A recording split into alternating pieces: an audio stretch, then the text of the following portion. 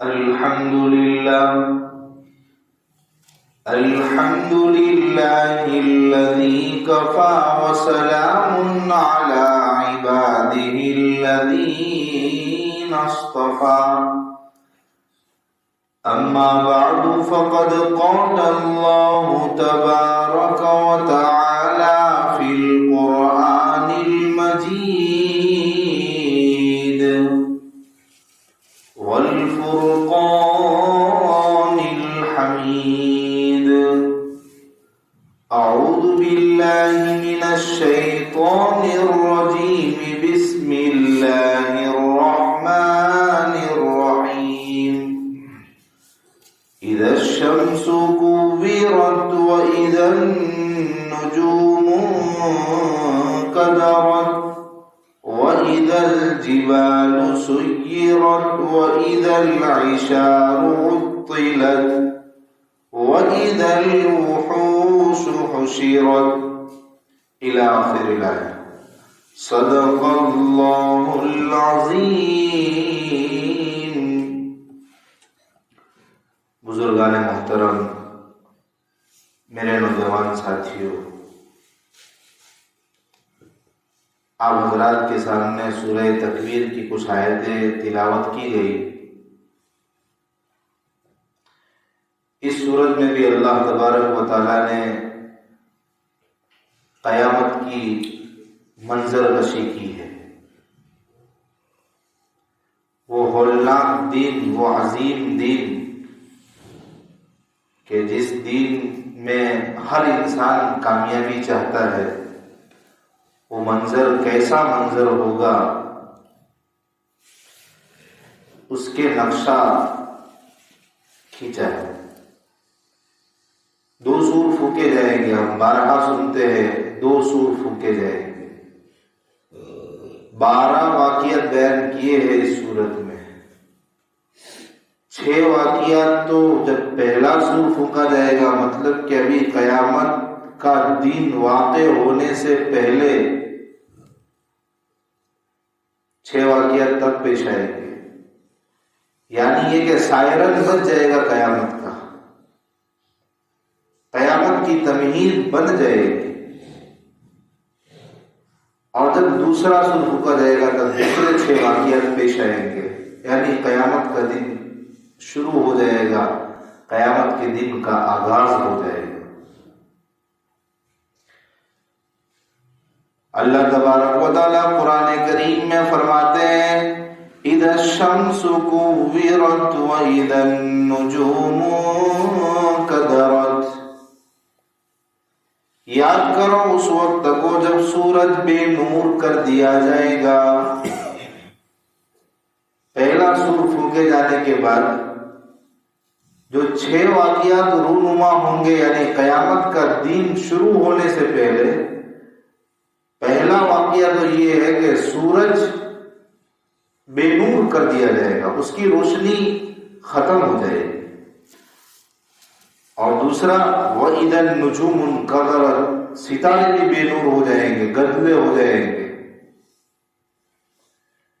سورج کی اپنی ایک الگ روشنی ہے، ستاروں کی اپنی ایک ذاتی روشنی ہے. پورا نظام شمسی درہم برہم ہو جائے گا. ایک کویرت کا مطلب یہ بھی آتا ہے کہ پھینکنا. قیامت کے قریب، قیامت کا دن شروع ہونے سے پہلے سورج کو پھینک دیا جائے گا. کہاں پھینکیں گے؟ سمندر میں. ستاروں کو بھی پھینک دیں گے، روشنی کو بے نور کر کے بھی یا پھر روشنی کے ساتھ. جب سمندر میں اس کو پھینکا جائے گا تو اس کی شدت حرارت سے، سورج کی خطرناک گرمی سے پورا سمندر کا پانی آگ ہو جائے گا، جہنم میں تبدیل ہو جائے گا. یا پھر شاید ایسا بھی کہہ سکتے ہیں کہ اتنا گرم پانی ہو جائے گا کہ پانی کھولے گا، اس کی وراڑ آسمان کی ہواؤں میں تبدیل ہو جائے گی، ہواؤں میں خلط ملط ہو جائے گی اور پھر آگ بن جائے گی. اذا الشمس كورت واذا النجوم انكدرت. اور تیسرا واقعہ آئے گا وَإِذَا الْجِبَالُ سُيِّرَتْ. پہاڑ چلنے لگیں گے.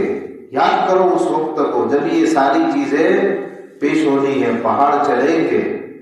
پہاڑ ہی آج اللہ کی وہ مخلوق ہے کہ جس کے اوپر زمین ٹکی ہوئی ہے. یہ زمین اپنی جگہ پر جو قائم ہے، حرکت نہیں کر رہی ہے، اور ہم سکون اور آرام اور راحت کے ساتھ ہر کام کر سکتے ہیں، اس لیے کہ زمین اپنی جگہ پر ٹکی ہوئی ہے. اور یہ نظام پہاڑوں کی برکت سے چل رہا ہے. اللہ تبارک و تعالیٰ نے پہاڑوں کو، میخوں کو جو گھاڑا ہوا ہے، اس کی وجہ سے زمین شانت ہے. لیکن قیامت واقع ہوگی تو پہاڑ بھی اپنی جگہ چھوڑ دیں گے، چلنے لگیں گے. پھر کیا ہوگا؟ وہ تو گرد بن کر ہوا میں اڑ جائیں گے.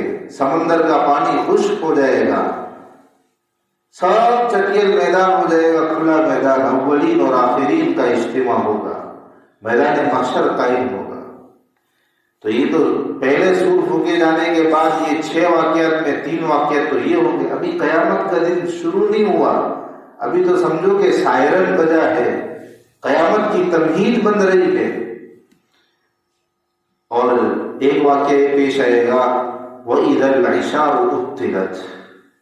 10 ماہ کی گابھن اٹھلیاں، ایسی اٹھلیاں کہ جو بچہ جننے کے قریب ہے، ان کے پیٹوں کے اندر بچے ہیں، قریب ہے کہ وہ بچے کو جنے گی. وہ آزاد بے لگام پھر رہی ہوگی. اللہ تعالیٰ کے قرآن کریم کے اولین مخاطب عرب ہے، تو اللہ ان کی عادت کے مطابق ان کو سمجھا رہے ہیں کہ عربوں کو جب 10 ماہ کی گابھن اٹھنی ہوتی ہے، جس کے جننے کا بالکل وقت قریب ہوتا ہے، تو عرب لوگوں کے لیے وہ بہت بڑی قیمتی نعمت ہوتی ہے. وہ بہت اس کو قیمتی جانتے ہیں، اس کی دم کے بالکل قریب رہتے ہیں، اس کی اتنی رعایت کرتے، اس کے پاس اتنے قریب رہتے ہیں کہ اس سے جان نہیں چھڑاتے، اس کے قریب ہی رہتے. اس لیے کہ ان کو انتظار رہتا ہے کہ اب بچہ آئے گا اور دودھ آئے گا. تو یہ ساری نعمتوں کو حاصل کرنے کی اس کی خوشی میں وہ اس کے قریب ہی رہتے، اس کی اتنی کیئر کرتے، اس کو اتنا قیمتی سامان اللہ کی طرف سے سمجھتے، قیمتی وقت سمجھتے، اس سے دور نہیں بھاگتے. تو جب قیامت کا سائرن بج جائے گا، نفخہ اولا، پہلا سور پھونکا جائے گا، تو یہ کیئر بیر سب چھوٹ جائے گی. ایسی 10 ماہ کی گابھن اٹھنیاں جن کی عربوں کے یہاں قدر ہوتی تھی ان کو، وہ آزاد بے لگام پھر رہی ہوگی، کوئی ان کا پرسان حال نہیں ہوگا. ہم اس کو اپنے طور پر اس طریقے سے سمجھتے ہیں کہ ہر قیمتی چیز کا یہ حال ہوگا. ہمارے نزدیک اگر ہماری کھیتی، ہماری پکی ہوئی فصل، ایک کسان کے لیے اس کی پکی ہوئی فصل اس کے لیے بہت ہی زیادہ قیمتی ہوتی ہے. کسی مالدار کے لیے مال اس کے یہاں بہت زیادہ قیمتی ہوتا ہے. تو یہ ساری وقت والی قیمتی چیزیں یہ سب دھری کی دھری پڑی رہے گی، کوئی اس کا پرسان حال نہیں ہوگا. کوئی اس وقت یہ نہیں سوچے گا کہ میں فصل کاٹ لوں، میں پیسے بٹور لوں، پیسے جمع کر لوں. کوئی اس کی کیئر کرنے کے لیے، کوئی اس کو دیکھ بھال کرنے کے لیے اس کا پرسان حال نہیں ہوگا. سب کی آنکھ پڑی ہوگی، پورا نظام درہم برہم ہو جائے گا. وَإِذَا الْوُحُوشُ حُشِرَتْ. 5واں واقعہ کیا ہوگا کہ وحشی جانور سب ایک جگہ جمع ہو جائیں گے. کبھی آپ نے دیکھا کہ بھئی وحشی جانور شانتی سے اور آرام سے ایک جگہ پر اکٹھا ہو کے موج کر رہے ہو، ایک جگہ پہ جمع ہو گئے؟ وحشی جانور کبھی ایک جگہ پہ جمع ہوتے ہوئے نہیں دیکھا ہوگا. لیکن قیامت کا وہ نفخہ اولا کا منظر اور اللہ کی طرف سے ایسا ہوگا کہ وہ سارے جانور ایک جگہ پہ مارے وحشت کے ڈر کے ایک جگہ پہ شانتی سے اکٹھا ہو جائے. جانوروں کا جب یہ عالم ہوگا، سوچو انسانوں کے کیا عالم ہوگا. وَإِذَا الْوُحُوشُ حُشِرَتْ وَإِذَا الْبِحَارُ سُجِّرَتْ. سمندر کو تو دہکایا جائے گا، سمندر کو دہکایا جائے گا. سمندر کے اندر اس کے پانی کو آگ میں تبدیل کر دیا جائے گا. اس کو ہم پہلے بھی سمجھ چکے ہیں کہ سورج اس میں ڈال دیا جائے گا، ستارے اس میں ڈال دی جائے گی، اس کی گرمی سے وہ آگ بن جائے گی. مطلب یہ بھی ہے وَإِذَا النُّفُوسُ زُوِّجَتْ، یہاں سے جو 6 واقعات شروع ہو رہے ہیں وہ دوسرا سور پھونکا جائے گا، اس کے بعد سے یہ 6 واقعات رونما ہوں گے کہ اب قیامت کا دن شروع، اب قیامت کا پہلا دن شروع، اور قیامت کا دن 50,000 سال کے برابر ہوگا۔ کیا ہوگا؟ دوسرا سور پھونکے جانے کے بعد ساری روحوں کو جوڑ دیا جائے گا، وَإِذَا النُّفُوسُ زُوِّجَتْ۔ اس کا ایک مطلب یہ ہے کہ دنیا عالم فنا ہو گیا تھا، سارے جسم ساری بوڈیاں قبر کے حوالے ہو گئی تھی، اب ایک دوسرا سور پھونکے جانے کے بعد بارش ہوگی تو زمین سے بوڈیاں اگے گی، ہمارے جسم اگیں گے، پھر اس کے اندر روحوں کو عالم برزخ سے منتقل کیا جائے گا ان کی باڈیوں کے اندر، اور ایک نئی زندگی ہوگی، آخرت کی زندگی۔ اور ایک مطلب یہ ہے کہ سب الگ الگ جوڑے جتھوں میں اور جوڑیوں کے اندر سب کو میدان محشر میں لایا جائے گا۔ مسلمان ایک طرف ہوں گے، کافر ایک طرف ہوں گے، پھر ان میں بھی عادات اور اخلاق کے اعتبار سے جوڑیاں ہوگی۔ کافروں کے اندر بھی جو گنہگار ہوں گے، جو الگ الگ طرح کے اعمال کرنے والے، اعمال بد کرنے والے، زنا کرنے والے الگ، چوری کرنے والے الگ، ڈکیتی کرنے والے الگ، اسی طرح مسلمانوں میں بھی عقیدے اور اعمال میں جو اشتراک والے ہوں گے ان میں بھی پھر ٹولیاں ہوگی کہ بھئی جو اچھے کام، اچھے انسان ہیں، اس میں جو علماء کرام ہیں، دین کی خدمت کر رہے ہیں، ان کی ٹولیاں الگ ہوگی، جو عابد عبادت گزار ہیں ان کی ٹولیاں الگ ہوگی، جو صدقہ خیرات سے بہت دلچسپی رکھتے تھے اور خوب صدقہ کرتے تھے تو ان کی ٹولیاں الگ ہوگی۔ خیر اعمال عباد اور اعمال حسنہ ان دونوں کے اعتبار سے سب کی الگ الگ ٹولیاں، جوڑیاں بنائی گئی۔ وَإِذَا النُّفُوسُ زُوِّجَتْ، اس کے بعد ہے وَإِذَا الْمَوْءُودَةُ سُئِلَتْ بِأَيِّ ذَنبٍ قُتِلَتْ۔ اس مضمون کو ذرا غور سے سنیں کہ بھئی یہاں قیامت کے احوال بیان ہو رہے ہیں، اچانک سے ایسی عجیب و غریب بات کیوں اللہ نے لائی؟ یاد کرو اس وقت کو جبکہ جس بچی کو زمین میں زندہ درگور کر دیا تھا دنیا میں، اس سے سوال کیا جائے گا کون سے گناہ کی وجہ سے تجھے قتل کیا گیا تھا۔ عرب کے اندر پہلے اس قدر مظلومیت عام تھی اور لوگوں کے مزاج اس قدر خراب ہو چکے تھے کہ وہ بچی کا جنم ہونا اپنے لیے آگ سمجھتے تھے۔ بچی پیدا ہوئی مطلب کہ ہماری بے عزتی ہو جائے گی اگر ہمارے گھر میں بچی، یہ جھوٹی بے عزتی، اور ایسا کہ تنگ دستی آ جائے گی، ایسے خوف اور ایسے ڈر کی خاطر، ایسے جھوٹی بے عزتی کی خاطر وہ بچی کو زندہ درگور کرتے تھے، ایک چھوٹی سی جان پر اتنا بڑا ظلم کرتے تھے۔ تو یہ اس وقت اللہ تعالیٰ کا قیامت کے دن سارے معاملات کا فیصلہ ہوگا، بطور خاص بچی سے سوال کریں گے تاکہ بچی کھل کے اپنی مظلومیت کی داستان بیان کرے، یا پھر اس کے باپ سے سوال کیا جائے گا کہ کون سے جرم میں تو نے اپنی بچی کو زندہ درگور کیا تھا، اس کا ظلم واضح ہو۔ ایک بات سمجھنے کی ہے یہاں پہ کہ قیامت کے احوال چل رہے ہیں اور قیامت کا دن تو ہے ہی حساب کا دن، تو پھر یہ الگ سے اس کا بطور خاص اسپیشل اس کا حساب کریں گے اور اس کو خصوصی طور پر یہاں کیوں بیان کیا؟ وہ اس لیے کہ بھئی باپ نے اپنی بچی کو، اپنی جان کو قبر کے حوالے کیا ہے، مٹی کے حوالے کیا ہے، زندہ درگور کیا ہے، تو باپ کے خلاف کون مقدمہ دائر کرے گا؟ اور باپ یہ الگ اعلان تو کرے گا نہیں کھلم کھلا، تو اس نے یہ کانڈ نہیں کیا ہوگا، بلکہ خفیہ طریقے پر کیا، تو کسی نے دیکھا بھی نہیں ہوگا، تو کون اس کے خلاف گواہی دے گا؟ دنیا کی عدالت میں وہ بچ سکتا ہے، بچ بھی گیا ہوگا، لیکن قیامت میں جب اللہ کی عدالت قائم ہوگی تو ایسے ایسے معاملات کی بھی جانچ پڑتال ہوگی اور انصاف ملے گا اس مظلومہ کو۔ آج کل جو لوگ، جو عورتیں یا پھر جو مرد حضرات کی طرف سے درخواستیں ہوتی ہیں عورتوں کو کہ 4 ماہ کے بعد حمل ٹھہر چکا ہے اور کسی وجہ سے حمل گرا دیتے ہیں، یاد رکھیے 4 ماہ کا حمل جب ہو جاتا ہے تو ماں کے پیٹ کے اندر بچے یا بچی کی روح پڑ جاتی ہے، زندگی، اس کی روح اس کے اندر ڈال دی جاتی ہے۔ اب اگر کوئی حمل کو گراتا ہے تو یہی کر رہا ہے، وَإِذَا الْمَوْءُودَةُ سُئِلَتْ، کسی کو زندہ درگور کر رہا ہے۔ 4 ماہ کے بعد حمل کو گرانا یہ حرام ہے، بہت ہی زیادہ، بہت بری گندی عادت ہے۔ اللہ یہاں پہ اس کی مذمت کو بیان کر رہے ہیں، قیامت میں سوال ہوگا۔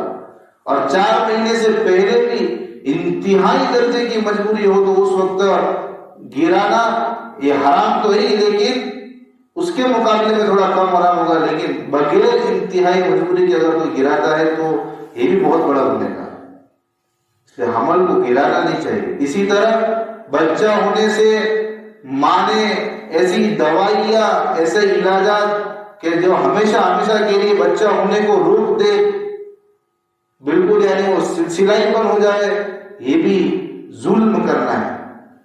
علماء کرام سے پوچھ کے اس کے سلسلے میں مشورہ دیں۔ ہاں یہ جو ہم عارضی چیزیں استعمال کرتے ہیں کہ ضروریات کے موقع پر کہ جس سے ٹائم پروری حمل نہ ٹھہرے، اس کے بارے میں شریعت میں سکوت ہے، کچھ فرمایا نہیں گیا ہے۔ ضرورت کے موقع پر ہم استعمال کر سکتے ہیں وہ ایسی چیزیں، لیکن ایسی چیزیں استعمال کرنا کہ ہمیشہ ہمیشہ کے لیے وہ سسٹم ہی بند ہو جائے، یہ تو بہت ہی بڑا گناہ ہے، اس کو سمجھنے کی ضرورت ہے۔ اب آگے اللہ نے فرمایا وَإِذَا الصُّحُفُ نُشِرَتْ، ایک واقعہ کیا پیش آئے گا؟ اعمال نامے کھول دیے جائیں گے، رجسٹر تمہارے سامنے ہوں گے کہ دیکھو تمہارا یہ کالا چٹا ہے، اور اگر ہم نے برائیاں کی ہے ہمارے اوپر کیا آفت آئے گی، ہماری کیا گت بنے گی۔ یا تو اعمال نامے ہمارے سامنے کھول کے دکھائی دیں کہ دیکھو تمہارے اعمال، یا پھر ہمارے اعمال کوئی ایسی شکل و صورت میں ہمارے سامنے آئیں گے۔ اللہ ہماری حفاظت فرمائے برے اعمال کرنے سے۔ اس کے بعد اگر اللہ نے فرمایا وَإِذَا السَّمَاءُ كُشِطَتْ، آسمان کو لپیٹ دیا جائے گا۔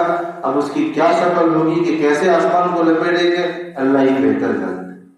اور ایک مطلب یہ بھی بیان کیا جاتا ہے کہ آسمان کو لپیٹنے کا، یا پھر اس کا دوسرا مطلب یہ سمجھو کہ آسمان کی زینت ستاروں سے ہے، چاند سے۔ جب چاند بے نور، ستارے بے نور، تو آسمان کی پوری حیت ہی بدل گئی۔ اس کے بعد وَإِذَا الْجَحِيمُ سُعِّرَتْ، جہنم کو دہکایا جائے گا۔ میرے بھائیوں، حدیث پاک میں آتا ہے جہنم کو آلریڈی 3000 سال تک دہکایا گیا، جلایا گیا۔ پہلے 1000 سال تک جلایا گیا، جہنم سرخ ہو گئی، آگ سرخ ہو گئی۔ پھر دوسرے 1000 سال جلایا گیا، سفید ہو گئی۔ کبھی آگ سفید دیکھیے، 2000 سال تک جلنے کے بعد سفید ہو گئی۔ پھر سے 1000 سال تک جلایا گیا، وہ کالی ہے، سیاہ ہے۔ اور پھر اللہ قیامت میں اور زیادہ دہکائیں گے، کیا کیسی وہ آگ ہوگی، کیا ہوگا، اللہ ہم سب کی حفاظت ہوگا، اس کا بھی ہم تصور نہیں کر سکتے۔ وَإِذَا الْجَحِيمُ سُعِّرَتْ وَإِذَا الْجَنَّةُ أُزْلِفَتْ۔ اور ایک کام یہ بھی ہوگا، میدان محشر تو قائم ہوگا ہی، لیکن جنت کو بالکل قریب کر دیا جائے گا۔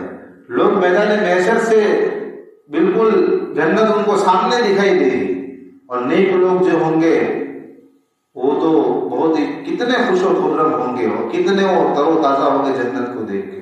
اللہ ہم سب کو جنت الفردوس نصیب فرمائے۔ اس وقت یہ 12 واقعات جب پیش آئیں گے، دونوں نفخے جب سور پھونکے جائیں گے اور ایسے ایسے واقعات آئیں گے، علمت نفس ما حضرت، ہر انسان کے سامنے یہ ساری چیزیں، اس کے جو بھی کالے چٹے کی، اس کے جو بھی کام تھے وہ آ جائیں گے، وہ دیکھ لے گا۔ اور ایک عجیب اور غریب، حیرتناک، ہیبتناک منظر ہوگا کہ ایک طرف اعمال ہوں گے، ایک طرف میرا کیا ٹھکانہ ہوگا، یہ سب کشمکش میں ہوں گے۔ اس کے بعد فلا اقسم بالخنس الجوار الکنس واللیل اذا عسعس والصبح اذا تنفس، 2 قسمیں کھائی ہے اللہ تبارک و تعالیٰ نے کہ ایک تو 5 ستارے ہیں کہ جو کبھی آگے جاتے ہیں، کبھی پیچھے جاتے ہیں، کبھی مشرق کبھی مغرب۔ یہ 5 ستارے ایسے ہیں کہ کبھی آگے جاتے ہیں، پیچھے ہٹتے ہیں تو پھر پیچھے جاتے جاتے جاتے اپنے مقام تک پہنچ جاتے ہیں، اپنے چھپنے کی جگہ، اپنے مطالعے میں پہنچ جاتے ہیں۔ یہ دراصل حضرت جبرائیل علیہ السلام کے ساتھ تشبیہ دے رہے ہیں کہ حضرت جبرائیل علیہ السلام جو وحی لے کر آتے تھے دنیا کے اندر نبی علیہ السلام پر، تو وہی پہنچانے کے بعد جب واپس ہوتے تو پھر اپنی روش پر چلتے چلتے اپنے عالم ملکوت، اپنی جگہ پر پہنچ جاتے تھے۔ تو یہ تشبیہ دی ہے۔ پھر دوسری قسم کھائی ہے رات کی اور صبح کی، کہ قسم رات کی جب وہ جانے لگے، قسم صبح کی کہ جب وہ نمودار ہو۔ یہ دراصل بتا رہے ہیں کہ بھئی قرآن کے نزول سے پہلے تاریخی ہی تاریخی تھی، جہالت کا دور تھا، لیکن نزول قرآن سے اب یہ صبح ہدایت نمودار ہوئی ہے، ہدایت کی صبح نمودار ہوئی ہے۔ انہ لقول رسول کریم، اب قرآن جو نازل ہوا ہے ان لوگوں کے لیے نازل ہوا ہے. لوگوں میں مسلمان بھی آ گئے, غیر مسلمان بھی, سب کے لیے قرآن نازل ہوا ہے. قرآن جو نازل ہوا ہے 2 واسطوں سے نازل ہوا ہے. حضرت جبرائیل علیہ السلام کا واسطہ ہے, ہمارے حضرت محمد مصطفیٰ صلی اللہ علیہ وسلم کا واسطہ ہے.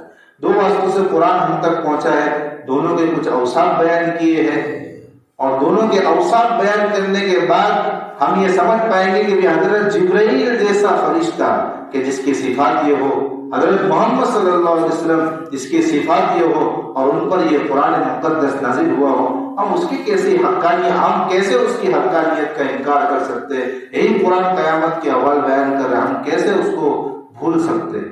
تو جبرائیل علیہ السلام کے 5 صفات بیان کیے ہیں. انہ لقول رسول کریم, کہ جبرائیل علیہ السلام جو قرآن لے کر آ رہے ہیں وہ ایک معزز فرشتے, یہ قرآن جو ہے معزز فرشتے کی بات ہے, اللہ کی طرف سے معزز فرشتہ ہے. اس کے علاوہ ذی قوت, طاقتور بھی ہے. ان ذی العرش مکین, رب العرش کے یہاں اس کا ایک مقام ہے, وہ ذی رتبہ بھی ہے. اسی طرح مطاع ثم امین, ایک کہ آسمانوں میں اس فرشتے کی بات مانی جاتی ہے, اس کی نظیر ملتی ہے. لیلۃ المعراج کے موقع پر جب اللہ کے نبی علیہ السلام کو حضرت جبرائیل علیہ السلام ساتھ میں لے کر جا رہا ہے آسمانوں پر, تو آسمانوں پر پہنچے تو دروازے کھولنے کے لیے جبرائیل علیہ السلام کا حکم فرشتوں نے مانا, دروازہ کھولا. تو اس سے پتہ چلا کہ آسمانوں میں اس فرشتے کی بات مانی جاتی ہے, اور وہ فرشتہ امین ہے, امانت دار ہے, وہی لے کر آتا ہے, اس کی حفاظت کرتا ہے. تو جو جس فرشتے کے یہ اوصاف ہو اور جس پہ نازل ہو رہا ہے قرآن اللہ کے نبی علیہ السلام پر, ان کے اوصاف ہے کہ وما صاحبکم بمجنون, کہ تمہارا جو ساتھی ہے جس پر قرآن نازل ہو رہا ہے وہ دیوانہ نہیں ہے, فرزانہ ہے. عرب کفار لوگ اللہ کے نبی کو پاگل کہتے تھے, مجنون کہتے تھے. اللہ کے نبی نعوذ باللہ مجنون نہیں ہے, بلکہ وہ تو فرزانہ ہے. اور وَلَقَدْ رَآهُ بِالْأُفُقِ الْمُبِينِ, اللہ کے نبی وہ ذات ہے جس نے جبرائیل علیہ السلام کو اپنی اصلی شکل میں دیکھا ہے. افق مبین پر, آسمان کے بلند مقام پر حضرت جبرائیل علیہ السلام کو بالکل صاف صاف ان کی اصل شکل میں دیکھا ہے. تو ایسا نہیں کہ کسی نے دے دیا اور ہم نے لے لیا, بلکہ جبرائیل علیہ السلام بھی وہ مقدس فرشتے ہیں اور اللہ کے نبی نے ان کو دیکھا ہے. اسی طرح اس کے بعد فرمایا وما هو علی الغیب بضنین, اور اللہ کے نبی پر جو غیب اور وحی کی باتیں جو اللہ کی طرف سے نازل ہوتی ہیں, اللہ کے نبی اس سلسلے میں بخیل نہیں ہے. اللہ کے نبی اس سلسلے میں ایسا نہیں کرتے ہیں کہ باتوں کو چھپاتے ہو, بلکہ ساری باتیں امت کے سامنے بیان کرتے ہیں. کاہنوں کی طرح نہیں, کہانت کی نفی ہو رہی ہے. کاہن لوگ جو ہوتے ہیں ان کو رشوت دے دو, پیسے دے دو, تو پھر وہ جین اور پری کی باتیں گھڑ کر ایسی باتیں, مطلب کی باتیں بیان کریں گے پیسے کھا کر. لیکن اللہ کے نبی ایسی بات نہیں ہے, وہ رب کی طرف سے جو آئے گا پوری وہی بیان کریں گے. ایک مطلب یہ بھی ہوگا کہ اللہ کے نبی صاحب غرض نہیں ہے, مطلب ہی آدمی نہیں ہے کہ بھی غرض ہو اللہ کے نبی کو ایک غیب کی باتیں غرض ہو تو بیان کرے, نہ ہو تو بیان, ایسا نہیں. نہ اللہ کے نبی ساحر ہے, نہ اللہ کے نبی کاہن ہے, نہ اللہ کے نبی مجنون ہے, نہ اللہ کے نبی صاحب غرض ہے. اور قرآن کی بات وما هو بقول شیطان الرجیم, یہ شیطان مردود کی بات بھی نہیں ہے. فأین تذهبون, اب اللہ فرما رہے ہیں کہ جو کلام اللہ کا ہو, اس کو لانے والا فرشتہ مقدس ہو, امین ہو, اور جس پہ نازل ہوا ہے اس کی یہ صفات ہو, اس کے باوجود تم قرآن کی حقانیت کا, قرآن کے کلام الہی ہونے کا اور یہ قیامت کے تذکرے اسی کلام میں بیان کی جا رہے ہیں, اس کا تم کیسے انکار کر سکتے ہو اور کہاں جا رہے ہو؟ فَإِنَّ تَذْهَبُونَ, یہ قرآن تو جہاں والوں کے لیے نصیحت نامہ ہے, خالی مسلمانوں کے لیے نہیں بلکہ پوری انسانیت کے لیے, پورے عالم والوں کے لیے نصیحت نامہ ہے. مسلمانوں کے لیے خصوصی طور پر, اس طور پر کہ مسلمانوں نے اس کو ایکسپٹ کیا, قبول کیا, تو وہ ہدایت پا گئے, منزل مقصود تک پہنچ گئے. اور جو لوگ جن کو ہدایت نہیں ملی ہے تو اس قرآن میں غور کر سکتے ہیں, اللہ نے راستہ دکھایا ہے, صحیح راستے کی نشاندہی کی ہے, تو ان کے لیے بھی یہ نصیحت نامہ ہے. لمن شاء منکم ان یستقیم, اس شخص کے لیے جو ہدایت صحیح راستے پر آنا چاہے, لیکن ہر ایک کو ہدایت تھوڑی ملے گی. وما تشاءون الا ان یشاء اللہ رب العالمین. نصیحت کا کام ہے اثر کرنا, لیکن اثر ڈالنے والی ذات اللہ کی ہے. نصیحت اثر انداز جب ہوگی جب اللہ اس میں اثر ڈالے، اور اللہ جس کے بارے میں حکمت سمجھتے ہیں، مشیت سمجھتے ہیں، وہاں اثر انداز ہوتی ہے، وہ ایمان شرف ایمان سے قبول، اور اللہ جس کے حق میں مشیت نہیں سمجھتے تو وہ دولت ایمان سے محروم رہتا ہے۔ لیکن اللہ کی مشیت پہ ساری چیزیں جب موقوف ہے، دار و مدار ہے، تو ہمیں اللہ سے ایمان کی توفیق مانگتے رہنا چاہیے، انشاءاللہ محروم نہیں ہوں گے، ہدایت کی توفیق مانگتے رہنا چاہیے، محروم نہیں ہوں گے۔ یہ سورت کی مختصر تفسیر ہے۔ اللہ تبارک و تعالی ہمیں اس کا جو پیغام ہے، جو میسج ہے، آخرت کی فکر ہمیں خوب کرنے کی توفیق نصیب فرماوے۔ اب انشاءاللہ 30ویں پارہ ختم ہونے میں صرف 3 صورتیں باقی رہ گئی ہے، اللہ جلد از جلد اس کو ختم فرمائے، اور اس کا جو بھی مقصد ہے اس مقصد میں ہمیں پوری کامیابی نصیب۔ صدق اللہ۔